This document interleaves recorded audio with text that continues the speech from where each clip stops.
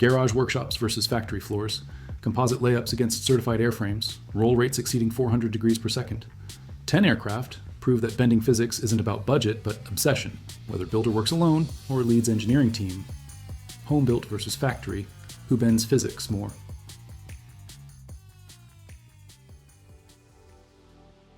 Garages across America transformed into composite laboratories when the Giles G202 emerged in the 1990s as manifesto proving home builders could challenge factory monopoly in unlimited aerobatic competition.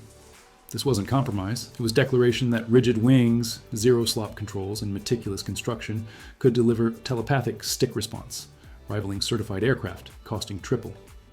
Lycoming engines producing 300 to 350 horsepower pushed lightweight composite airframes through roll rates approaching 360 to 420 degrees per second in properly rigged examples, creating snaps sounding like dry cracks and torque rolls feeling surgically controllable.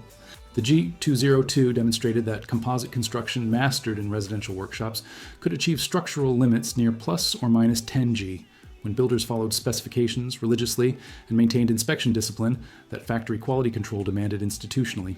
Weight-to-power ratios turned aggressive through composite efficiency, translating every horsepower into convincing vertical performance that embarrassed heavier competitors, trapped by aluminum's density penalties. Round one belonged to home builders, proving construction quality mattered more than factory certification when dedication matched engineering rigor. Maintenance complexity represented the trade-off.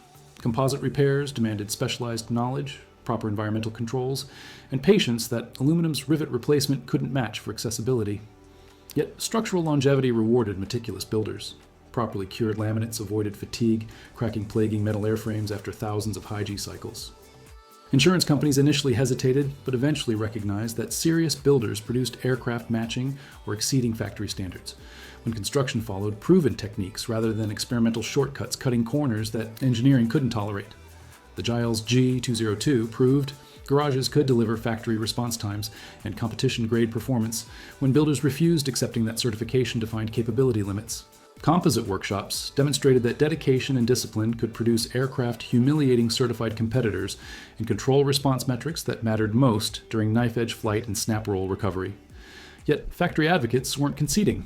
Professional engineering was preparing responses that would leverage institutional resources, testing budgets, and manufacturing consistency that individual builders struggled replicating, regardless of talent or determination. Professional engineering environments birthed the Zivko Edge 540, synthesizing decades of aerobatic knowledge into platforms synonymous with precision pylon racing and extreme airshow displays that demanded perfection across hundreds of performances annually. High modulus composites, structures dimensioned for brutal repetitive loading, and ergonomics enabling pilots to fly at limits for extended blocks, created aircraft that Red Bull air race competitors trusted, navigating gates demanding violently fast rolls and millimetric stops that sloppy designs couldn't execute consistently. Factory certification meant every airframe delivered identical performance, rather than depending on individual builder skill determining whether aircraft responded predictably or exhibited quirks requiring constant compensation. Roll rates approaching 420 degrees per second with knife-like precision, initiated and ceased rotation with minimal overshoot. Critical capability when gate clearances measured inches and fractions of seconds separated podium from elimination. Structural limits near plus or minus 10 G in airshow and racing operations came with extensive testing documentation and factory engineering margins that insurance companies recognized through reasonable premiums. Unlike experimental aircraft, requiring case-by-case underwriting, evaluating individual builder competence and construction quality, weight-to-power ratios remained ferocious despite certification requirements, adding systems and redundancies, enabling vertical lines that spectators perceived as defying gravity's grip. Manufacturing consistency meant pilots transitioning between Edge 540 aircraft found identical handling characteristics, rather than adapting to subtle differences between home-built examples, where construction variations created unique flight signatures. Support infrastructure, including dedicated parts, availability, factory technical assistance, and specialist mechanic networks, elevated operational costs, but guaranteed aircraft remained airworthy through busy competition seasons, without builders scrambling for obscure materials or fabricating custom components in home workshops under time pressure before critical events. The Edge 540 demonstrated that factory resources could establish performance standards that home builders chased rather than defined, proving professional engineering environments could iterate faster, test more thoroughly, and manufacture more consistently than individual builders working part-time. Yet cost remained factory's Achilles heel. Acquisition prices and operational expenses that corporate sponsors absorbed easily remained beyond reach for weekend warriors building aircraft in garages between day jobs. The question remained whether home-built ingenuity could match factory precision while maintaining cost advantages that democratized high-performance aerobatics. Workshop perfectionists across Britain asked whether composite construction could transcend mere speed chasing to achieve something rarer. Control feels so refined that aircraft became neural extension rather than mechanical intermediary. The Slick 360 answered by obsessing over details competitors dismissed as inconsequential minutiae, creating airframes where torsional stiffness and surface finish combined, producing stick signatures that felt telepathic during sequences demanding millimetric precision.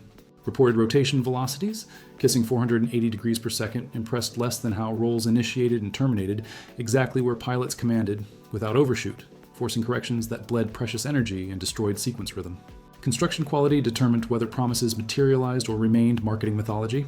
Meticulous builders achieved structural integrity, supporting freestyle aggression and FAI competition demands, while shortcuts produced airframes exhibiting quirks, requiring constant pilot compensation.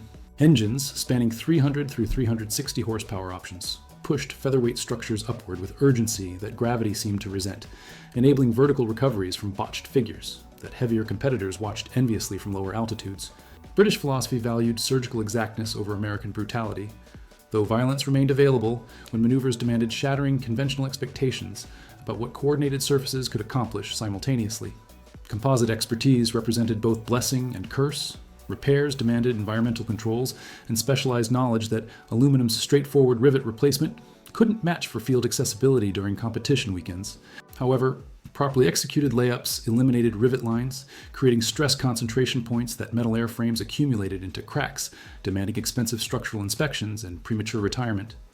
Longevity rewarded initial learning curve investments through maintenance intervals stretching beyond rivals, aging prematurely under identical operational stresses. British precision challenged factory consistency on metrics that separated competent from exceptional, proving individual dedication could rival institutional resources when obsession drove quality standards. Yet Soviet engineering was demonstrating that entirely different philosophy could dominate through brute capability that finesse couldn't overcome when physics demanded raw authority over delicate touch, suggesting multiple valid paths existed toward aerobatic supremacy depending on pilot preferences and mission profiles, favoring specific characteristics. Eastern Bloc engineers approached aerobatics like artillery problems, requiring overwhelming force application rather than delicate adjustments, birthing the Sukhoi Su-26 around philosophy that airframes should intimidate physics into submission. The Vedenayev M14P radial hammered out 360 horsepower through propeller discs that seemed angry about merely converting rotational energy into thrust, creating torque characteristics that terrified beginners and empowered experts executing figures that Western lightweights attempted but couldn't sustain beyond initial attempts. Military pedigree infused every component choice. Structures absorbed punishment that destroyed civilian competitors after seasons, accumulating fatigue damage. Rotation velocity impressed less than rudder authority, enabling three-dimensional transitions that appeared to mock conventional understanding about how wings generated lift and control surfaces influenced trajectory. Structural margins, approaching 12 positive and 10 negative G, came documented through testing regimes that insurance underwriters trusted implicitly, contrasting experimental certificates requiring individual flight test programs, proving each airframe met promised specifications. Soviet designers prioritized surviving operational brutality over maximizing theoretical performance numbers that looked impressive in brochures, but evaporated when reality imposed harsh conditions. Radial maintenance demanded mechanics who understood reciprocating radial peculiarities rather than mechanics merely familiar with horizontally opposed Lycoming alternatives dominating American markets. Oil consumption, sealing challenges, and specialized component sourcing elevated expenses beyond Western alternatives, yet pilots willingly accepted financial penalties for instantaneous torque delivery that turbocharged systems couldn't replicate without lag periods destroying maneuver timing. Cultural philosophy valued proven reliability under stress over chasing efficiency metrics that mattered primarily during ideal conditions, rarely encountered during actual competitions. Military aviation heritage taught that combat survivability trumped peacetime performance optimization, creating aircraft that endured realities, destroying competitors engineered for theoretical perfection. Yet traditional construction advocates weren't conceding ground. Tube and fabric techniques were demonstrating that oldest methodologies could democratize competitive aerobatics through cost structures that modern composites and complex power plants couldn't approach without pricing weekend warriors out of participation entirely. The Experimental Aircraft Association understood something corporate aviation forgot. Teaching people to build aircraft simultaneously taught them to fly properly, creating pilots who understood structural limits viscerally rather than academically. The Acro Sport II embodied this philosophy through 4130 steel welding exercises, wooden wing construction projects, and fabric tensioning lessons that educated hands while producing airworthy machines capable of forming finesse that glass cockpits never cultivated. This wasn't competing against monoplane elites. This was creating foundation where coordination and energy management mattered more than brute horsepower, overwhelming pilot deficiencies through excess thrust. Rotation velocities fell short of Olympic swimmer comparisons, but sufficed brilliantly for classical sequences, teaching fundamentals that transferred seamlessly into any future aircraft pilots eventually flew professionally or recreationally. Structural boundaries hovering around 6 positive and 4 negative Gs created safety margins, preventing beginners from exceeding capabilities before skills matured adequately, while still permitting maneuvers that challenged coordination and spatial awareness development. Lycoming engines between 150 and 180 horsepower delivered honest energy without flattering mediocre technique through excess power masking, sloppy inputs that properly executed maneuvers should never require. Economic accessibility represented primary mission. Common materials, abundant parts availability, and straightforward fabric repairs kept aircraft flying, while pilots accumulated hours that corporate training programs charged astronomical fees to provide. Time investment replaced financial barriers, democratizing aerobatic education for middle-class enthusiasts who couldn't afford factory aircraft or professional instruction, but possessed dedication and workshop space. Insurance companies appreciated simplicity and proven safety records, offering reasonable premiums that acknowledged lower performance envelopes, reduced risk exposure compared to unlimited competitors, routinely exceeding human physiological tolerances. Cost per skill acquired metrics favored home-built approaches overwhelmingly. The Acro Sport II placed more pilots into aerobatic communities, training correctly and flying beautifully without requiring trust funds or corporate sponsorships funding participation. Builder education extended beyond construction into maintenance understanding that factory owners never developed, creating self-sufficient pilots who diagnosed issues and executed repairs rather than depending on specialists charging shop rates that grounded aircraft for weeks awaiting appointments. Yet, German precision was demonstrating that factory training platforms could multiply student capabilities through predictability that variable home-built quality couldn't guarantee consistently. German manufacturing philosophy attacked aerobatic training as precision problem, requiring absolutely repeatable platform eliminating variables between aircraft, instructors, and training sessions that introduced inconsistencies, corrupting skill development. The extra EA-200 synthesized 2 centuries of Teutonic engineering discipline into airframe that performed identically today and tomorrow, next week, and next year, regardless of which example students flew or which instructor occupied rear cockpit. 200 horsepower seem modest compared to unlimited monsters, but aerodynamic efficiency and structural optimization multiplied output through drag reduction that competitors couldn't match without significantly higher thrust. Roll characteristics progressed linearly and predictably, perfect attributes for FAI curriculum progression and transitioning students toward unlimited categories without shocking them through capability jumps that undermined confidence or overwhelmed coordination skills still developing. 10 positive and negative G structural certification came documented through testing that eliminated surprises. Airframes behaved identically under stress, never exhibiting the quirks that home-built variations introduced through construction differences between individual builders interpreting plans differently. Climb performance and vertical capability surprised pilots expecting limitations from modest horsepower, discovering that clean aerodynamics overcame thrust deficiencies more effectively than adding power to draggy competitors. Extra support networks provided parts availability and technical documentation that eliminated guesswork, contrasting experimental builders fabricating custom solutions or waiting weeks for obscure components from specialty suppliers. Acquisition costs reflected Germanic precision and certification expenses, but purchasers bought predictability that retained students rather than frustrating them through aircraft behaving differently between training sessions.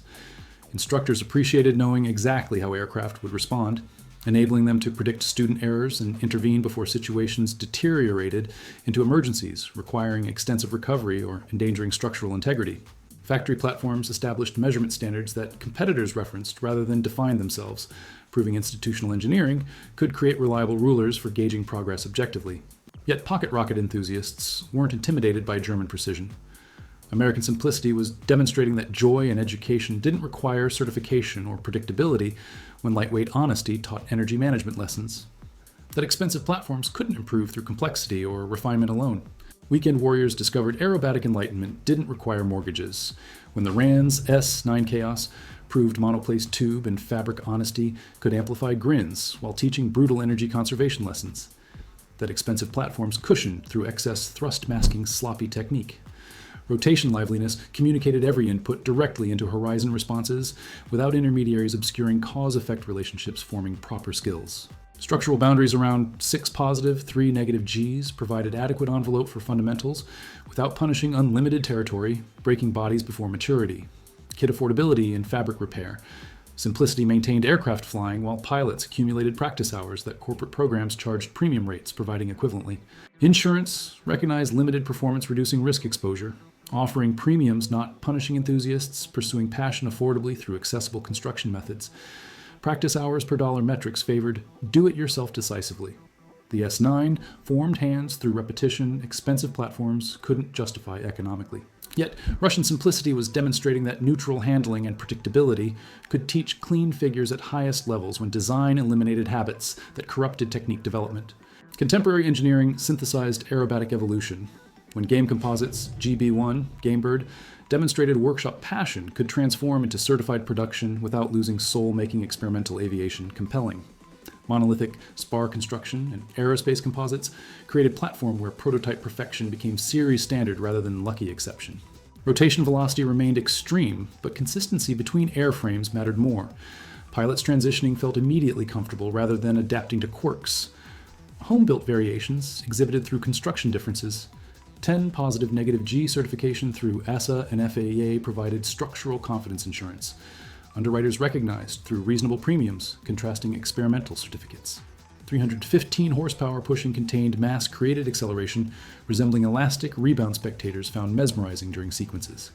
Factory documentation and parts availability eliminated variability. Home builders accepted when fabricating custom solutions or sourcing obscure components from specialty suppliers, operating without standardized inventory systems throughout industries. Modern factories absorbed garage lessons and scaled successfully, creating consistency competitions demanded when regulations required equivalent capabilities. Simplicity that functions defined the Yakovlev Yak-55 philosophy perfectly. Symmetric wings, neutral center of gravity, and calculated mass distribution enabled rolling straight without strange habits that required constant corrections, destroying precision and frustrating pilots learning advanced maneuvers. The M14P radial delivered old-school authority with vertical capability and torque when commanded properly. Roll characteristics progressed neutrally and predictably, ideal for snaps remaining perfectly aligned and corrections executing without dragging tails that ruined sequences and cost competitive points. 10 positive negative G repeatability came from Russian robustness. Designs absorbed operational punishment that destroyed delicate competitors after seasons accumulating stress damage requiring expensive structural replacements or premature retirements. Mass exceeded lightweight competitors, but radial torque compensated adequately, while structural integrity provided confidence that aggressive flying wouldn't exceed margins unexpectedly.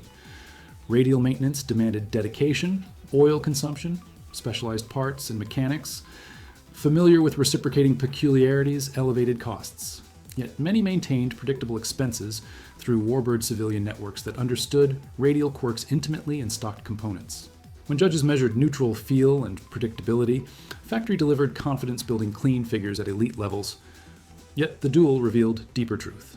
Neither home-built nor factory monopolized physics bending supremely. Victory belonged to matching philosophy with mission, builder capability with ambition, and accepting that multiple valid paths existed toward aerobatic excellence, depending on priorities that individuals valued most personally. Composite layups and garages, factory consistency across fleets. Neither monopolizes physics, absolutely. Which approach resonates with you? Smash that like button, drop comments sharing your experience, hit subscribe for aviation duels revealing truths others avoid. Share this with pilots believing only one path delivers performance. Watch the videos appearing on your screen and continue with us. Bye-bye.